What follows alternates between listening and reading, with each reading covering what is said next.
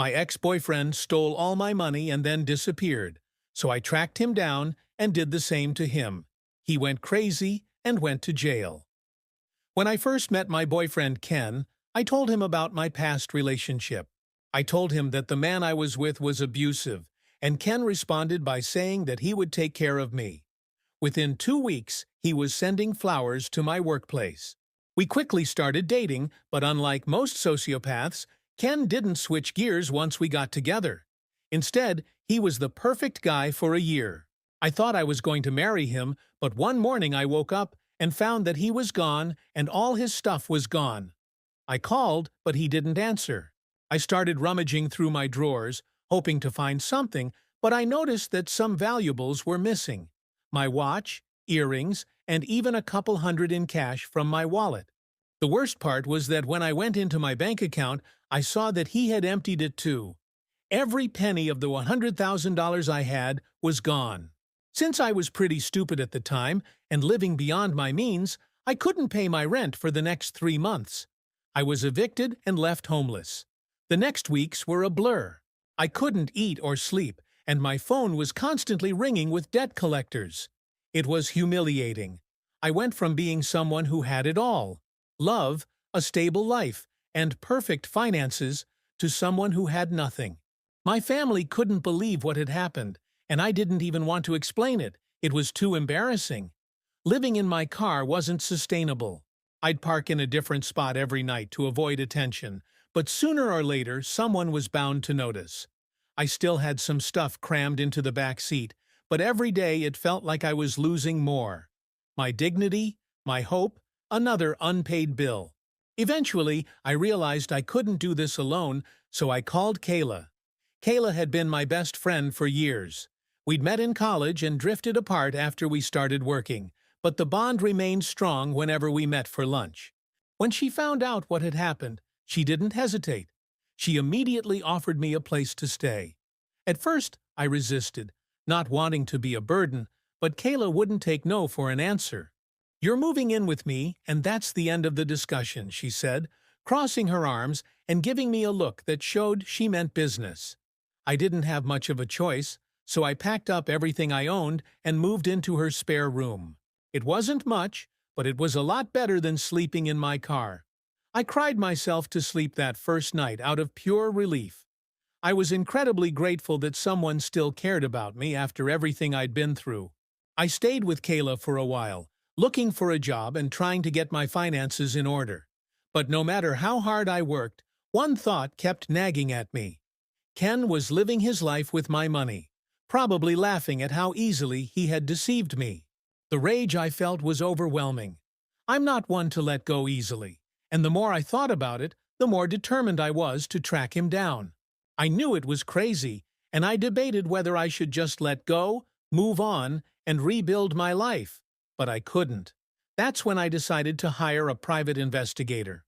It was at the limit of my means. I had little money left, but I gathered up what I could and hired a detective to track Ken down.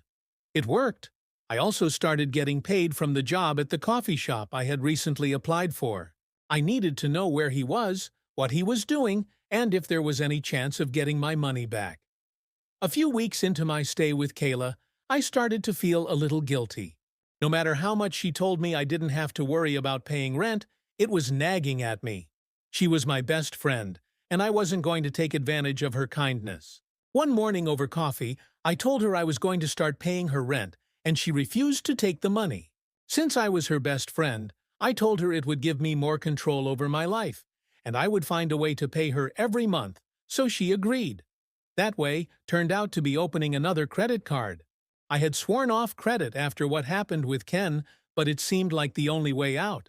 Between rent and funding a private investigator to track Ken down, the expenses were mounting, and I couldn't ask my parents for help. They already thought I was reckless for getting myself into this mess. I stared at my phone for about 20 minutes before finally hitting submit on the credit card application. I knew it was worth it.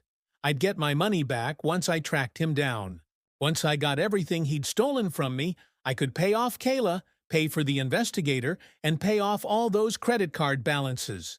It was temporary, or so I told myself. Temporary or not, watching the expenses pile up made me sick. The investigator wasn't cheap, and I'd set aside a good chunk of this new credit limit to pay him off each week. I kept getting another update, another clue about where Ken was hiding. Kayla had noticed that I had been more tense lately.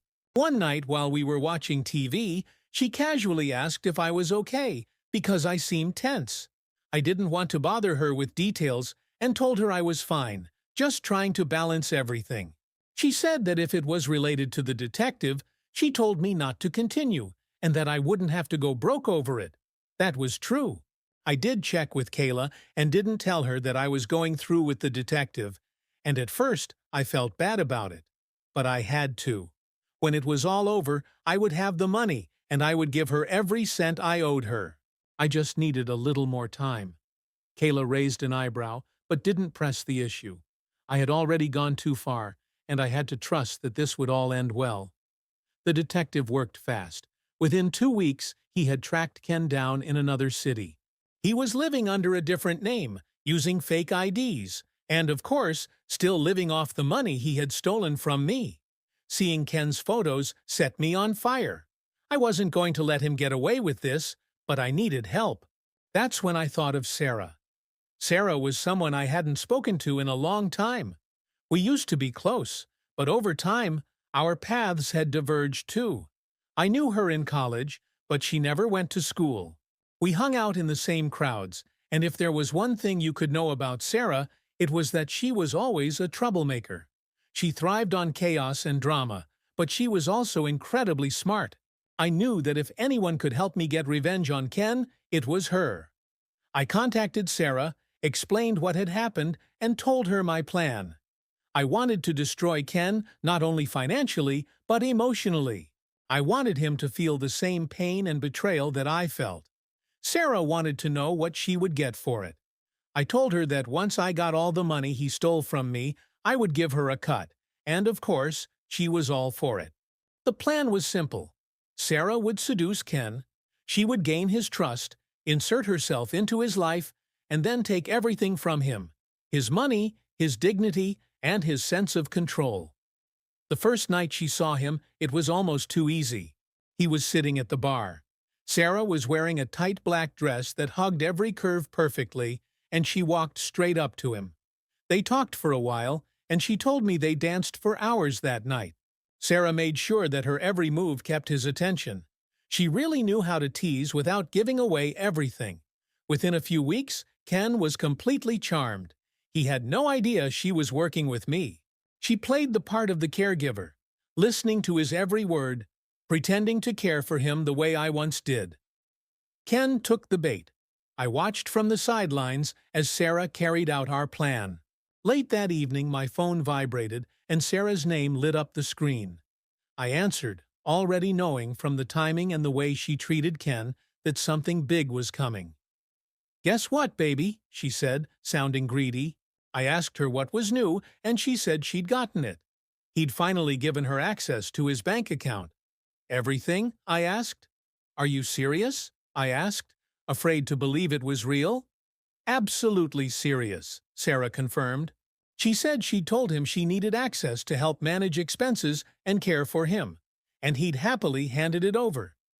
We discussed next steps, and we set up a new account under a fake name. We would transfer everything from his account to his slowly, and when we decided we had enough, we would withdraw it all in one fell swoop.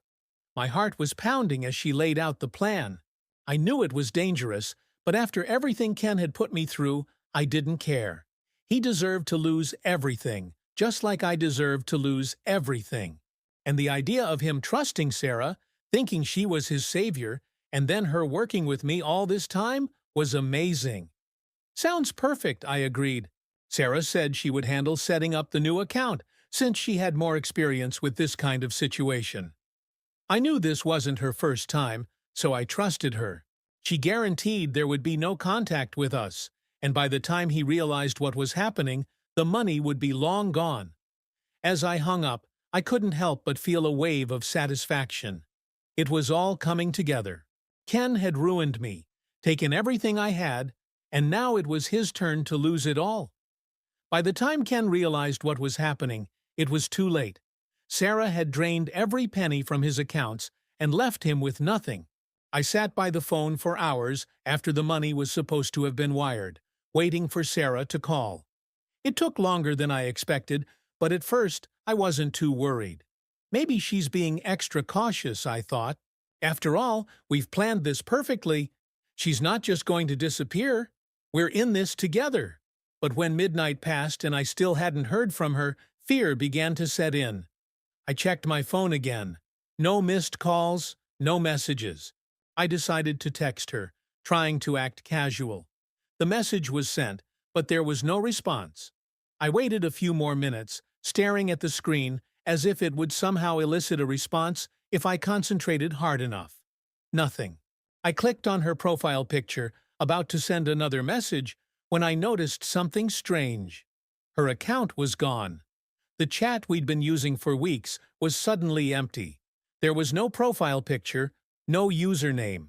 A cold wave of realization washed over me as I rushed to check my other social media. I was blocked everywhere. Instagram, Facebook, even the stupid TikTok account we used to share memes. It was like she had vanished into thin air. She was gone completely. I felt my stomach drop. She had blocked me and taken everything. I tried calling her, but it went straight to voicemail. My heart was pounding in my chest as I dialed the number over and over, but nothing changed. She had cut me off completely. Panic was rising in my throat. How could I have been so stupid? She had played me, just like Ken. I sat back on the couch, phone still clutched in my hand, staring at the screen. I trusted her after everything we had been through, and now she was gone, and the money was gone. I wasn't going to let that happen again. I knew enough about Sarah to blackmail her. I had incriminating information about her, lots of it. And if I went to the police with what I knew, her life would be over. I called her one last time from Kayla's phone and gave her an ultimatum. Either give me my share of the money, or I would expose everything. Sarah resisted, of course, but eventually she realized I had the upper hand. She knew I had her pinned down.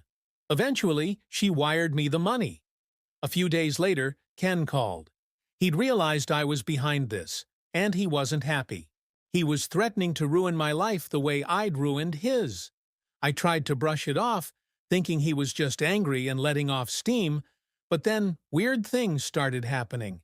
Strange packages started arriving at Kayla's apartment. Debt collectors started calling about loans I never took out.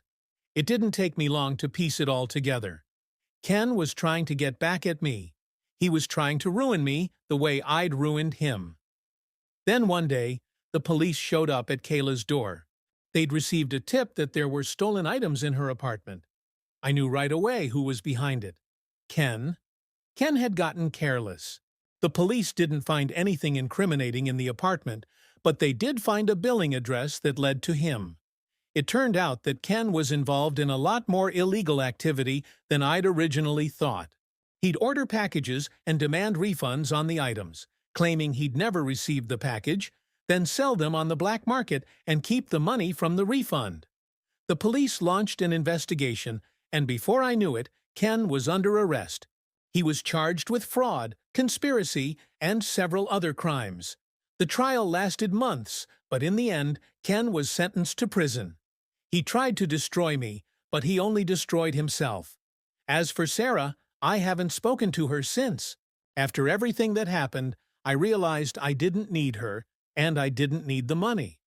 Looking back, I know that revenge wasn't worth it, and I've often wondered what my life would have been like if I had listened to Kale in the beginning. But at least now I can finally move on.